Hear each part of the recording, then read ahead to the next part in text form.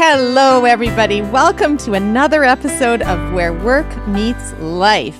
Today's episode is on the wild why. Rediscover your sense of wonder to find purpose in your career and life.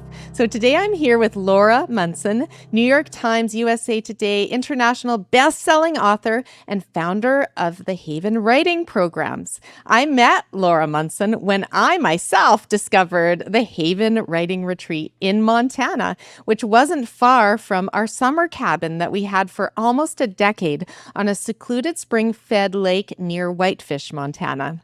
Laura was only about 20 minutes from there, I learned. And I attended her retreat when I was working on my sequel to my first novel. So Losing Cadence was my first, and I needed a space to start Finding Sophie, the sequel, where I didn't have my 3 young kids running around, where I was away from my business. So I signed up for one of these retreats around 2017, and I needed my creative ideas to flow, and I needed to learn more about the craft of writing, and Laura helped me with both. I became a better writer from attending that retreat, and I just was in such a state of flow, and that Finding Sophie starts off with such a bang, and I'm so happy with how it turned out. My readers loved it, and it's actually being pitched for a TV series. I have a producing partner. I'm out of Hollywood, and we are deep into finding a deal this year for the series. So that is how that ended. Well, the story's still going on. But fast forward 8 years later, I found myself with the same publisher as Laura Munson. And I always thought, wow, she's a best-selling author, etc. Like, she's just amazing. And now here we are with the same press. She Writes Press. This time I'm doing a nonfiction book about toxic bosses, but her book, which I'm holding up here for you, is it's a beautiful cover, by the way. So for those of you on YouTube, it's called you can see The Wild Why, Stories and Teachings to Uncover Your Wonder. It's just a beautiful book, and you'll be able to learn all about the book on this episode. And as I focus on helping people find meaning and fulfillment and purpose in their careers, I thought, well, this is a topic that we have in common, and I need to talk to Laura Munson on this podcast about how we're all born with an inherent sense of wonder, but society often mutes that. So Laura, again, best-selling author. She's had 3 incredible books, and she's published in 9 countries. She's been featured all over the media, including little places like the New York Times, Vanity Fair, and O Magazine. I don't know if you've heard of Oprah, but Laura has been all over the place. And she founded the highly acclaimed Haven Writing Retreat. So if you ever thought of writing and just getting out there and letting your writing skills develop and your creative juices flow, I highly recommend it. She's also appeared on Good Morning America, The Early Show, NPR, and she lives in Whitefish, or near Whitefish, Montana. Welcome, Laura. Oh, what a warm welcome. I accept it with my whole heart. It's so great to be reconnected with you, Laura, as a Haven alum, all of you. And there are over 1,000 of you now. You are engraved in my heart forever. I'm so glad you're doing this work, and I'm excited to be here today. And congratulations on all that you've achieved in the world and on the page. Thank you so much. And it's still a work in progress, but learning from people like you and mentors like you has been phenomenal. So thank you for being here. And tell us a little more about your wild why. Tell us about the book and how it came to be and how it's impacted people so far.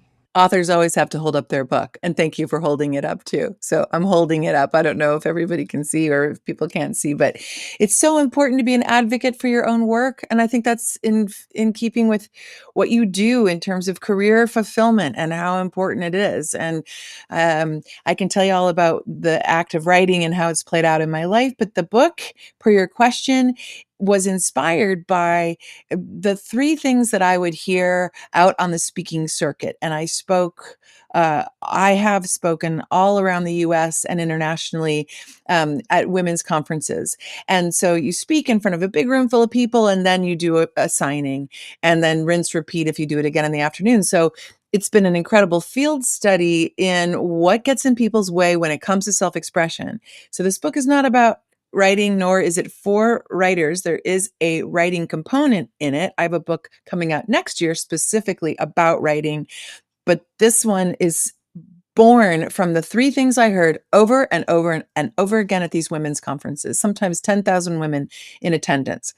I don't have a voice. I'm stuck and I'm not creative when it comes to self expression. And it just broke my heart. And so I was wandering around in Montana in the woods, as one does when one lives in this kind of terrain.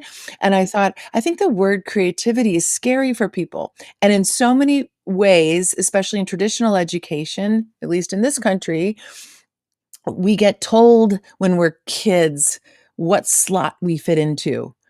Are we a brain, like academic? Are we artsy, creative? Are we a jock, athletic, etc.? And I think that's a great disservice because everybody is creative. In anything that you do, you are an act of creation. Everything you think, everything that comes out of your mouth, every action you make or take, everything we do is an act of creation. And so I thought, I'll sit down on this stump as I do often. I love to sit on stumps and think about the tree that was once there. I guess that's wonder. And I thought, what's behind the word creativity? And it occurred to me, wonder. But that's a big, lofty concept for a lot of people as well. As children, by birthright, we know all about wonder. It's just that society squelches it. And so I thought, well, what's behind wonder? And that's when it occurred to me that it's curiosity and awe. And I think that we're heavy on curiosity in our world, in terms of like, hey, Google, what does blah, blah, blah mean? But what about awe? Awe requires you to sit still and be in the moment and truly be present in it. And that can happen on a stump. It can happen on a park bench. It can happen lying in bed, taking a shower, doing anything you want. So that is what started this book, The Wild Why: Stories and Teachings to Uncover Your Wonder. It's the first book that I've written that falls in the self-help lane, although you will not see bullet points in it. You will not see tips and tricks. That's not what I do. I believe that we live our life in scenes and stories, and that's how we connect with one another. And that's why the subtitle is Stories and Teachings to Uncover Your Wonder. Beautiful. Yeah, and the book, I'm not done it, but I'm into it, and it is, of course, it's beautifully written. I mean, it's Laura Munson after all, but it is just a gorgeous book. And for people who are in transitions in their lives, I think this book is really good timing when you're trying to figure out the next phase of your life and career. Is that the feedback you've gotten, Laura? Yes, it really helps people who are in transition. And it's actually interesting. My book, the Willa's Grove, the novel, that book is about four women in transition. And that is a novel. And that's really my true love, fiction, because I think fiction is distilled reality, realer than real. But so many people who come to my Haven writing retreats are in transition. And that is part of why they want to write, whether it's a book, an essay, a short story, poems, or simply in their journals. Not everybody who comes to Haven wants to be a published author. I just led one last week, and it's changed so much from when you came to it in terms of it being like small groups now, really small, like 6 people, and they're all over the place. But if you want to write, it usually has to do with some sort of transition in your life, some sort of crossroads moment. So that's why I think a lot of people loved that book, Willa's Grove. And while also the memoir is also, This Is Not the Story You Think It Is. It's about a crossroads moment in my marriage at that time. And then The Wild Why is all about kind of what do you do with a crossroad moment? How can you take that challenge and that conflict and breathe into the groundlessness of it, the disorientation, claim it, and then move forward in your life in a way that really asks the most powerful question I know, and that is, what can I create? Absolutely. So, let's talk about wonder. Let's talk about wonder and what role it plays in our career journeys from your perspective. Well, I think that many career people might look at the notion of wonder as some sort of childish, silly, frilly idea, not something that's serious, not something that's monetizable, something that's for children. But that's exactly why we need to look at wonder, because without it, we're going to go, especially in our hustle culture, do. We think that we need to dance to the rhythm of everything that's on our shoulders all the time, and that's going to end up in burnout. I'm a career woman. I created my own business, my own brand, my own platform, 3 published books with another one coming out and many more to come out that are ready to go. And I understand burnout. I understand how close you can get to it. You can like feel the fire of it like licking your toes. It doesn't work to be in a constant place of producing, delivering, and being driven by this voice, which I call the inner critter. Why not be playful with her? That tells us that that's the only way that we can find success by society's constructs.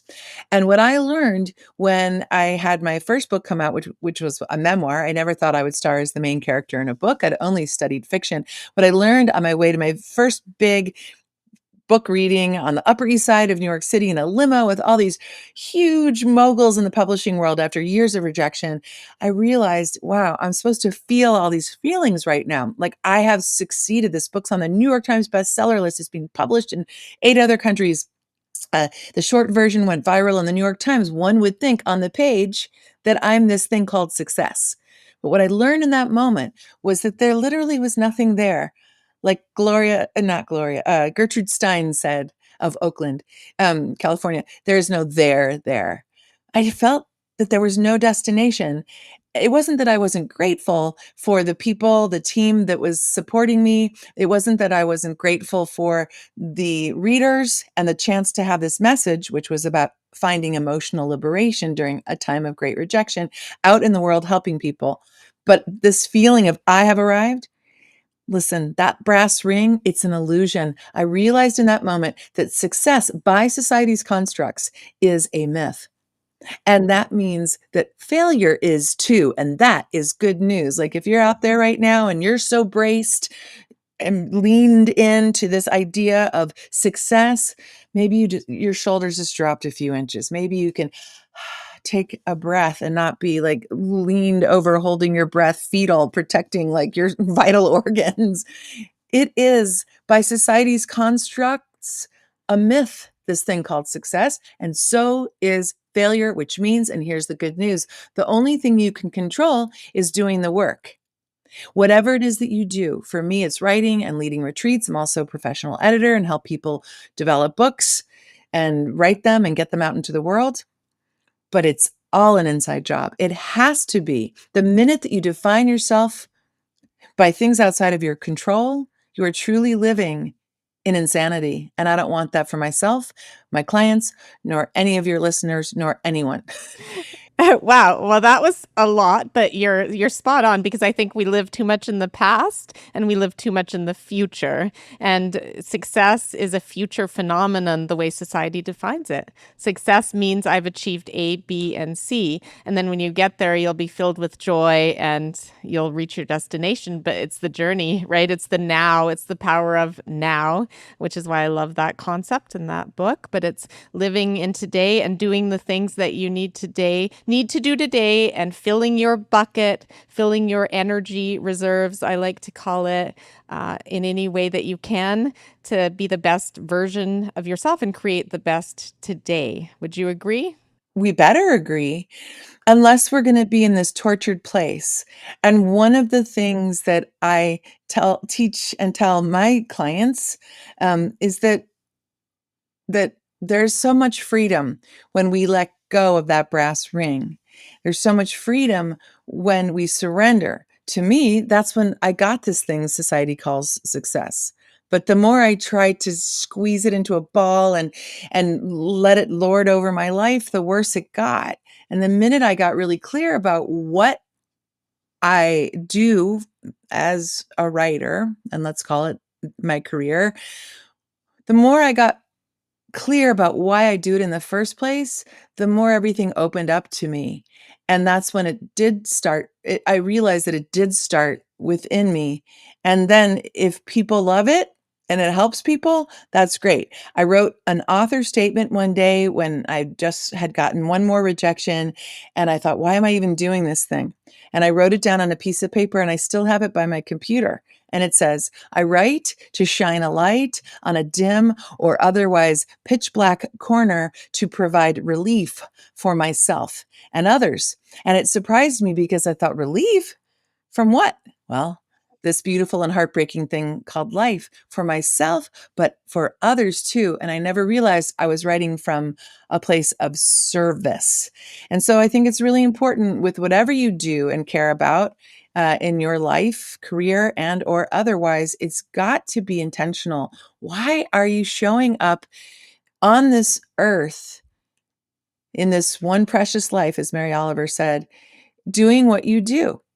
And I have reinvented myself many times because I've come to the end of that thing that I'm doing because it's not serving me. And that inner critter who is just a scared little child, and when she's really scared, she's really mean. When she says to me over and over and over again, all these things that make me feel so physically un, I almost said un-okay, but not okay, then I know maybe it's time to take a little shift. Instead of bashing myself bloody on that one door that I want to open, maybe I can take a breath and look over my shoulder and see that there's another door that's wide open, that's full of like mountain, meadows full of wildflowers and bluebirds. No, I need to keep bashing myself bloody against the door that won't open. Why do we do this to ourselves, Laura? Please help me understand. Because we get stuck in ego, we get stuck in mind and ego, and we let fear rule our person rather than love and soul, right? Following our soul's purpose, our soul's calling.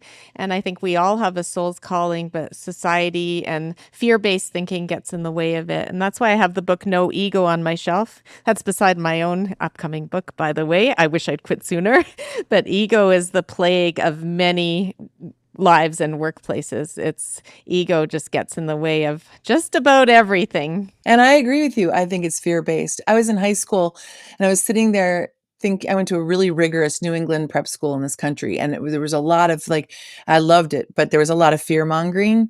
And that was like the motivational piece often. And I remember sitting in an assembly one time thinking, why are they using fear? And I walked out of there and I went back to my dorm room and I wrote in my journal, what is the opposite of fear? And I thought, well, it's love. What's the opposite of love? It's not hate, it's fear. And the way that we can move through our fear is through loving. In my book, This Is Not the Story You Think It Is, you see me trying to actually get in touch with my inner critter, who at that time I called my evil twin sister Sheila, because I was just becoming aware of the fact that most of us wouldn't speak to our worst enemies the way that we speak to ourselves in our own minds. And I learned that through the help of a really great therapist. There are plenty of scenes in that book that take place in that therapist's office. I tried so hard to say, how dare you talk to me like that, evil twin sister Sheila? How dare, put up your dukes, like get thee out, like I was trying to exorcise her. And it occurred to me, speaking in front of thousands of women one day on the stage with a PowerPoint clicker in my hand, that I'm never going to shake her. I'm just not. So I just stopped and I just went rogue and started talking about the inner critter as this very afraid little child. And as somebody who's a mother and who raised small children who are now grown-ups, but even if you're not, think about anybody that you love, if they came in the middle of the night and woke you up and they were just hurling mean stuff at you and maybe even physically being dangerous to you, but they're like a little kid and they're having a night terror or a night haunt or nightmare, you wouldn't say, beat it, get out of here. Instead, you'd say, probably, oh, sweetheart, you're having a bad dream. Let me walk you back to bed. I'll rub your back until you settle down. And that's how I've learned to deal with my inner critter. She's just a scared child, and the meaner she is, the more scared she is. And she responds to love instead of more fear mongering. And that's what I try to do at Haven. I, on the first day now, say, let's put our inner critter down for a nap so that we can play, even and especially if we're writing about dark stuff. And a lot of people who want to write are. Yeah, I think that's beautiful. And I think we all have inner ritters or saboteurs, I like to call them. I had one of my clients name theirs Sab, and we just said Sab is sitting on your shoulder. But I think we all have them. But when it comes to this fear-based energy or fear-based thinking, how can we use wonder to counteract that and to find our true essence? And you talk about finding your true essence in the book, but tell me more about that. Again, wonder is ours by birthright. It's not a silly, frilly idea. Without wonder, we don't have empathy. And without empathy, we don't have civilization. And that means globally. If I can't imagine what life is like for you, even if you might be somebody very different from myself, then how are we to expect civilization to continue? We need to get curious about each other and not coming in pointing fingers. And if we were little kids, if we were all together in a sandbox and we were little wobbly kids, little, like before the greed and the competition and all that sets in, we wouldn't be sitting there with a measuring stick thinking, your shovel's better than mine, or my bucket is better than yours. Or instead, like if you ever just watch kids on a playground, they just immediately are like, let's play. They just jump into the sandbox. It's later when we get into that measuring and that comparing and that greed. So what we knew in that sandbox when we were little, and you were making a castle and I was making a castle, and we decided to build a little moat that connects the castles so that our dragons and gargoyles can play. Now you might think this is nonsense, but when you were little, it was everything. And short of severe abuse, but even people I've worked with who've endured severe abuse, it's their wonder that kept them alive, that was a survival lifeline in many ways. There's a wonderful movie that maybe you've seen with Roberto Benigni in it called what's it called? Life is Beautiful, I think, and it's about a father and a son who are in a concentration camp, internment camp, and how the father creates this whole theater around it for his son, and that's wonder as a lifeline, as survival. And so, how do we get in touch with our wonder as survival, as life force? Well, first, it's to be honest about what wonder really is and to try to find it again. That's why the subtitle is Stories and Teachings to Uncover Your Wonder, not to find it. You just have to re-find it because you have to value it in the first place. If we are in a place of wonder, that means we're slowing down. We're making time to slow down. We're not looking at a watch that tells us how many steps we've had. We're not doing a yoga or mindfulness meditation on a watch or a screen. That's fine. There's nothing wrong with it. But you don't need to pay anything to find your wonder. You simply have to live in a way that helps it find you, which means in many cases to be curious, full of awe. Listen, we can look at a rainbow and be in awe of it. And then so quickly in our civilization now, we want to take a picture of it and put it on Instagram or on Facebook or whatever it is, or Google what makes a rainbow. But I want us to stop in awe and behold the rainbow for what it is and the way it affects you and your connection with it. A rainbow only lasts a few minutes. If we can't stop long enough to behold a rainbow, then we have to seriously consider how we're showing up in the world. And if we can't slow down, even for like the 4 minutes that it takes to watch a rainbow, how are we going to thrive in our business and in our careers? Never mind our lives. Bingo. You're definitely onto something. This hustle culture is killing people. I speak a lot on preventing burnout and yeah, workplace cultures, and it is not getting better. In fact, I would say workplace cultures are getting more difficult, more draining, more hustle, and more toxic, to be honest with you. And that's why I've done lots of research now on toxic leadership because I think it's all over the place and it's harmful. It's really harmful to the human spirit. And I think our phones are getting in the way, which is something I wanted to talk to you a little bit more in terms of what tips do you have for people to make more time to build in wonder and truly reflect? And how can these phones be put away? What tips do you have? Oh, yeah. I mean, I don't sleep with my phone in my room anymore, and I learned that everything I know I've learned from Haven alums, so thank you. Um, uh, I I had a Haven alum say she just stopped sleeping with her phone in the room, and then if you do have your phone in your room, you wake up and then you reach for your phone and you look at whatever's on it. Please don't do that. Please don't do that. If there's something you do right when you wake up, have it be meditative and quiet, calm, just between you and yourself and not the whole wide world. We've never lived in a civilization where we have access to so much all the time. And so I try to keep my phone away. Sometimes I do sleep with it on my bedside table just if I have to wake up in the morning for a flight or to do some sort of business thing. Um, but part of me wants my old alarm clock back from like the 70s, that had like woke me up to AM radio. But I think that yes, I live in Montana. I live in a very rural, beautiful place. I grew up in Chicago, though. I've lived in New York City, Boston, Seattle, London, Italy, and I'm no stranger to urban living and suburban living. And I think that's where it's really challenged the most. Although with remote work now, we've got lots of people who are working just, their nose to the grindstone all the time, even in Montana. But no matter where you are, and I just went on a 6-week cross country book tour and I was in lots and lots of cities and I took my own medicine to task and I'm rushing through airports. I'm rushing, looking at all the screens and thinking like it's just like taking away my wonder, and here I am on the road promoting the idea of wonder, and so I sat on a lot of park benches. I didn't think about the very next thing, and I kept a teeny little book with me. And everybody has a teeny little book, a little blank page book somewhere. Somebody gave it to you because they some you ha I'm looking around because I'm trying to find one of mine. The one like a little book. Maybe you bought it at a farmer's market. Maybe you bought it when you were traveling, or maybe, like a little moleskin in an airport bookstore. Please support your independent bookstores, by the way. That's so important. We need them. My whole book tour was only independent bookstores. I digress.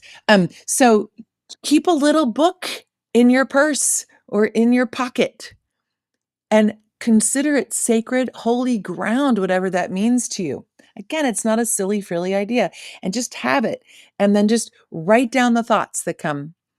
Just one line. The other day I was uh, walking around. Well, I was in Montana but I was walking around through my house and the cottonwood seeds. No, this was not the other day. This was this spring. That's right. And I was walking through my front hall in my house, and I noticed I have 2 white dogs, and all of the white fur was on the sides of the hallway. And then I went outside and I noticed that all the cottonwood seed pods, like they look like dandelion pods, were on the sides of the driveway. And I thought, why is the dog fur and the cottonwood pods on the sides of the hallway and the driveway? Now, just something little like that, that's the kind of thing that kids think about. Why is the sky blue? What makes a rainbow? Why is there fur?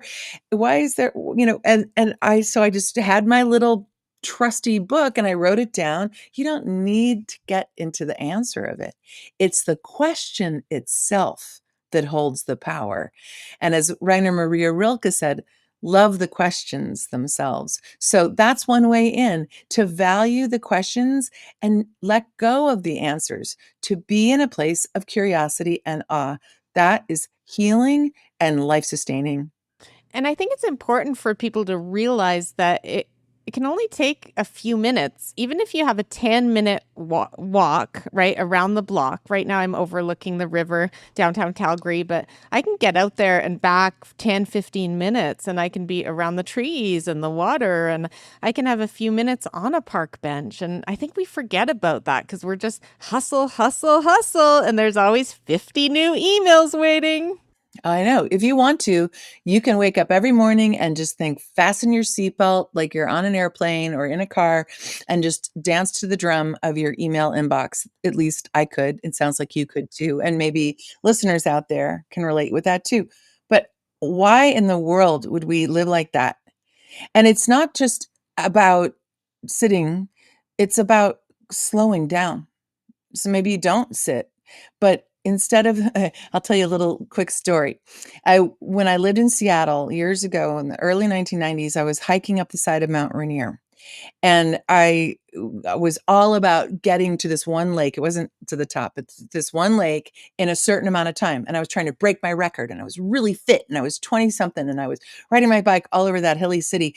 And I was, just hiking, hiking, hiking. And I saw these two women sitting on a stump. They weren't on stumps. They were like on a little wooden bench on the side of the trail. And they both had these beautiful walking sticks. And they were older. I mean, I'm 59 last week, so I don't know if they were much older than I am now, but I remember they were just so happy and peaceful, serene. And so I stopped and I sat down with them and I said, "Did you make those walking sticks?" And they looked at each other and they said, "Yes." And they told me the story. And I said, "Have you ever been on this trail before?"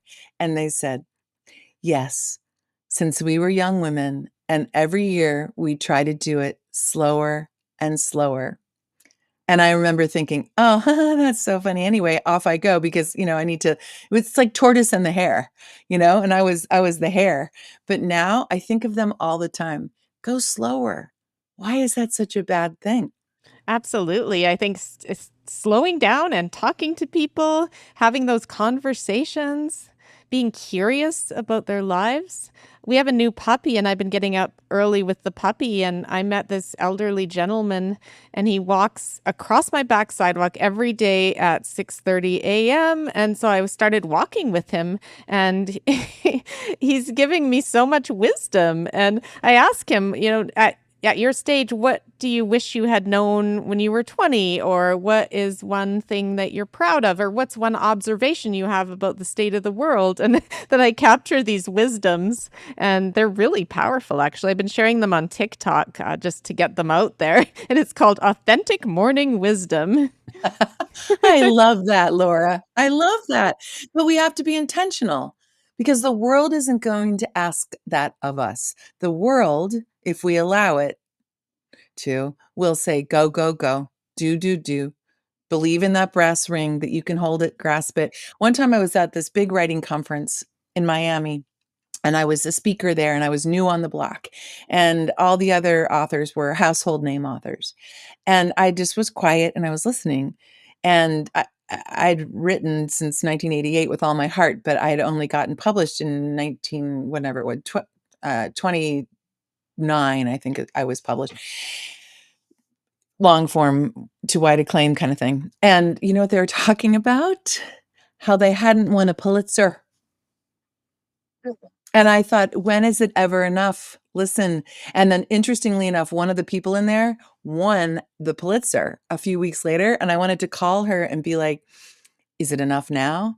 But you can bet that I didn't, and I don't know her, but you can bet that even listen, what if you do win the Pulitzer? What if you do get that brass ring? Then what's gonna happen next? What if you write another book that's not Pulitzer Prize winning worthy?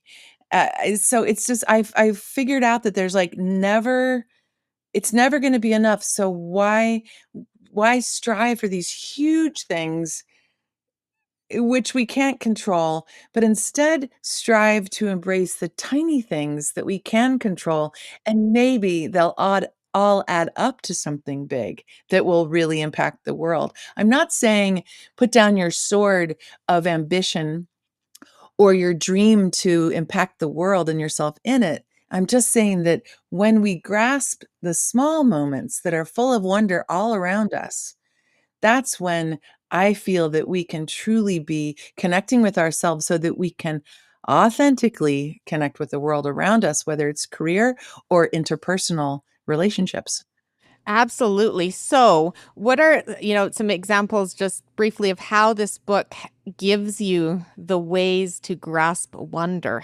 What can people expect from the wild, beautiful why? I love that cover too. That thanks to Julie Metz did that one. She's an author and friend, and she's in charge of the art department in over at She Writes Press. Um, well, at the end of each of these chapters, there is a section called Your Wild Why. And that's the prescriptive piece of the book. So it's story forward. This is why I went with She Writes Press, because I keep changing lanes as an author, which isn't the best thing to do. So like I've got a best-selling memoir and a best-selling novel, and then this one is like a memoir with a self-help component. So New York Publishing, they didn't really know what to do with it. They loved it, but they didn't know quite how to sell it. So that's something else. You have to be a champion for your work, and sometimes the world doesn't understand what it is, but you have to understand. So I believe that we live our life in stories and scenes because we do. You're in a scene right now. I'm in a scene right now. Listeners, you're in a scene wherever you are right now. And that's the stories that we remember. So the your wild why sections, you won't find bullet points. You won't find like tips, tricks, easy steps. I feel like those don't really stick. This is sort of like the antidote to a self-help book, although it does fall in the self-help department. And in those sections, I ask people to do a variety of things. And lots of this book is not supposed to be read quickly. It's supposed to be read slowly. It's supposed to be come like a friend or a companion that lives in your purse or your bedside table or in a like a little backpack, a day pack if you're taking a hike or something like that. Um, and so some of them have a writing component to them. Many of them don't. One of the things that I have in there is it involves that little book just to carry it around with you. And over the course of a week, just make way for little moments of wonder that come to you and write them down. Be deliberate about it. One of the things that's in there is about the importance of telling your story, whatever that story is, to a trusted friend. And it might not be a best friend or a family member, but somebody who truly is safe and who will truly listen. There's a chapter in the book called The Tiger in the Room, in which I do just that with this sort of friend of mine who was on a cross country road trip, taking a hiatus from her big New York producer job. And we met in a teeny little town in Montana. And we decided to devote the entire day to telling each other the answer to how are you? And that's something you're at the grocery store buying broccoli and you run into somebody and they say, "How are you?" And you say, "I'm fine. How are you?" Yeah, everything's fine. Meanwhile, you're like bashed and bloody inside. You don't owe your truth to everyone. But like the "I'm fine" thing, when you're with a trusted friend, that doesn't serve you, nor does it really serve the friendship. But you got to make time and space for it. And I mean, like real time and space. Like, do you have 2 hours? I would like to share this story with you and really talk about it. Everyone has 2 hours for a friend. Think about all the time you spend getting ready to go have dinner with a friend, and then driving to go have dinner with a friend, and finding parking, and then having dinner with a friend, and then everything, in the reverse. That's gonna be over 2 hours. Why wouldn't you sit down on the phone or on a Zoom call, or better yet, in person, and really make room to tell each other how you really, truly are? Why is that such a huge concept? Whenever I said that on the road, people would laugh. "Do you have 2 hours?" And they would laugh. But honestly, to talk about how you really are, it's gonna take a while. So create that space and have good boundaries. Again, you do not owe your story to everyone. So those are 2 or 3. One other thing that's in the Your Wild Why section has to do with, like, if you were younger and you had a big, huge dream, and let's say you've realized that dream, you can write a letter to your younger self talking about the road on the way to the dream, and then what the actualization of the dream has taught you, and if it really had power at all in the first place. In my case, I had such an addiction to ambition from a young age, and then when I got the thing I wanted, I realized, per what I shared earlier on my way to my first book reading in New York City, that it was a myth. So, especially if your idea of success has changed with what you have achieved in your life, why not write like a healing, loving letter to that young person that wanted that thing so badly? Because I can guarantee on some level, she or whatever your pronoun is still lives in you. And maybe she needs to know that everything worked out okay. And maybe it didn't. And maybe it didn't. And that's okay too. But to be able to take charge and ownership and control over who you are and all the iterations of who you have been along the way is so important. And getting it down on the page is the way that I know works the best, whether it's for my eyes only or for public, for the public. But it has to start inside. Beautifully put, straight from the heart. And I am going to get a little notebook into my purse. I have a rather large purse at the moment. There's plenty of room for a notebook in there, and I have plenty of notebooks. So I'm going to use that. But Laura, how can people get a copy of your book, first of all? And how can they learn more about Haven Writing Retreats? Oh, thank you for championing fellow wanderers. I call us word wanderers, whether it's verbal or on the page. The book is published. You can pick it up anywhere where you buy books. I strongly encourage you to support your independent bookstore. If we don't support our independent bookstores, they're going to go away. So wherever you live, go find your little local bookstore. You can order it. It's distributed by Simon & Schuster, published by She Writes Press. Haven Writing Retreats. You can go on my website, lauramunson.com. You can also look at my other books there as well. And you can learn more about Haven Writing Retreats and my other programs, of which I have about 6 these days. And contact me, and then we'll set up a time to see if Haven is right for you. So you can't just sign up for Haven. We have to make sure it's a good match both ways. And with over 1,000 alums, of which you are one, I see the power of this thing. And it is not about me. It's about the program. I designed the program having walked the walk as a writer since 88 and before that. But 88 was when I decided this is what I'm going to do with my life. And then I hold the program, and then the program holds you, and then the people at the ranch where I lead the retreats hold me. So it's a very healthy symbiosis. I'd love to talk with any of your listeners, because if they listen to you, there's a very strong likelihood that they're a good match for Haven and vice versa.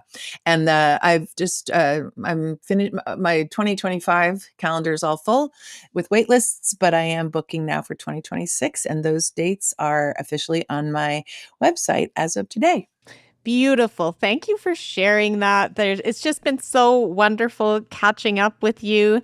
I'm going to ask my final question that I ask all guests. If you had one wish for a better world when it comes to wonder, what would it be? When it comes to wonder, you ask every one of your guests when it comes to wonder? Not the wonder part. I alter that. Okay, because my answer would be find your wonder. I think I'll go back to empathy.